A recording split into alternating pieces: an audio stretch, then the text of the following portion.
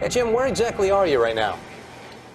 We are on the starboard boat deck, and we're looking aft. And what's in front of us right here is a davit, which of course was used to launch the lifeboats.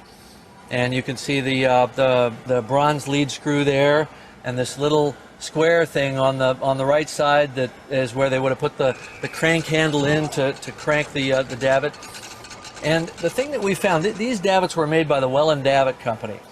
And the thing that we found when we did the movie, because we had exact reproductions of them made by the Welland Davit Company from their old plans, is that it takes a lot of muscle power to crank these things out.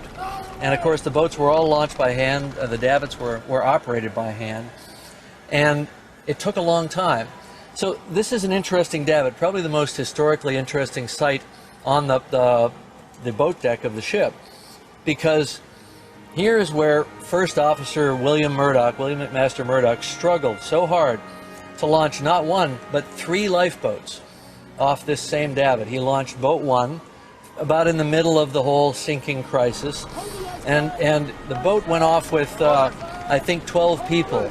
And Don, how many could have fit in that lifeboat? Lifeboat 1 had a capacity of 40 people, and in the end it left the ship with only 12 on board, only 5 of whom were passengers. Only 2 of those passengers were women, and primarily Sir Cosmo and Lady Duff Gordon and her secretary, Miss Francatelli.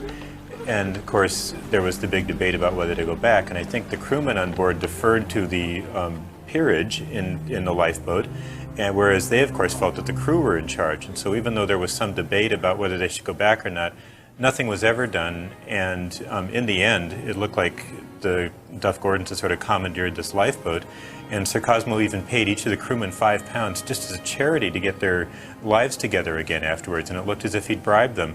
So of course afterwards Sir Cosmo and Lady Duff Gordon, I think, were treated very harshly by the press and really by society in the long run. I think they suffered for this the rest of their lives. Yeah, I know, it's really interesting. You know, I've always puzzled about that because, you know, Murdoch was a pretty amazing guy, and he was the first one to get boats launched off the ship. He had 2 or 3 of them in the water before the officers on the other side of the ship had any. Well, you know, the thing that's interesting is, you know, here Murdoch is struggling to get 3 boats launched on the same davit, and he's running back and forth. He's actually launching a bunch of boats, but just inboard of this davit, right here where we're looking at the deck, would have been another boat, which was a collapsible boat called Collapsible C. And that boat's interesting too, because into that boat got J. Bruce Ismay. He was the owner of Titanic, and he was the one who probably influenced the captain to keep the pedal to the metal and to be going at full speed through a moonless night, through known ice fields. And you know, here's a guy that jumped into one of the last boats to leave the ship and left 1,500 people on board to die, and that happened right here as well.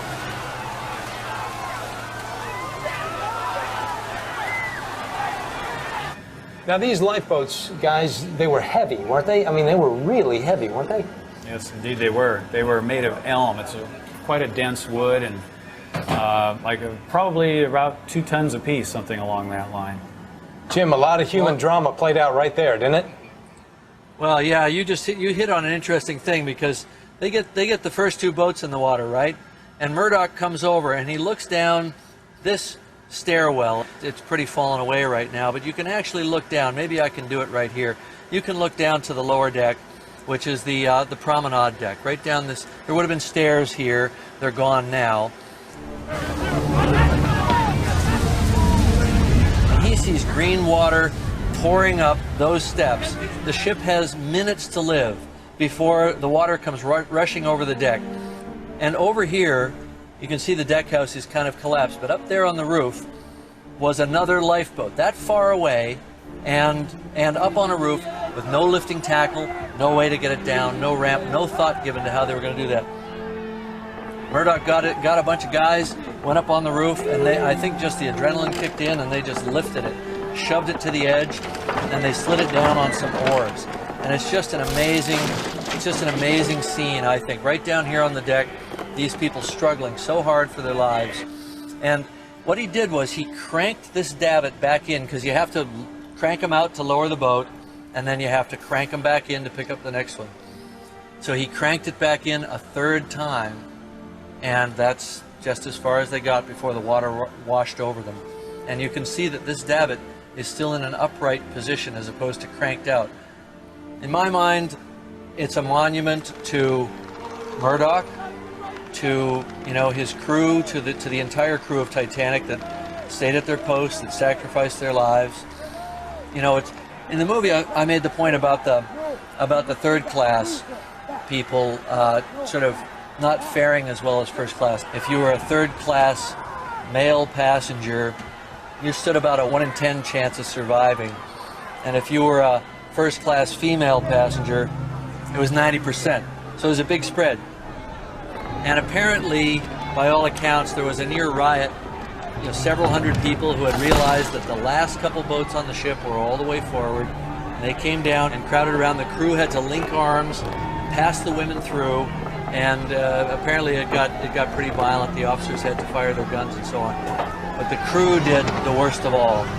I think, Don, do you remember how many crew members there were on board and how many died? Well, I think there were about 900 crew members, and off the top of my head, I think there were about 700 of them who passed away.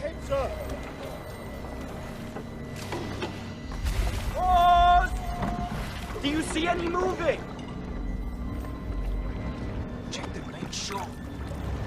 These are dead, sir.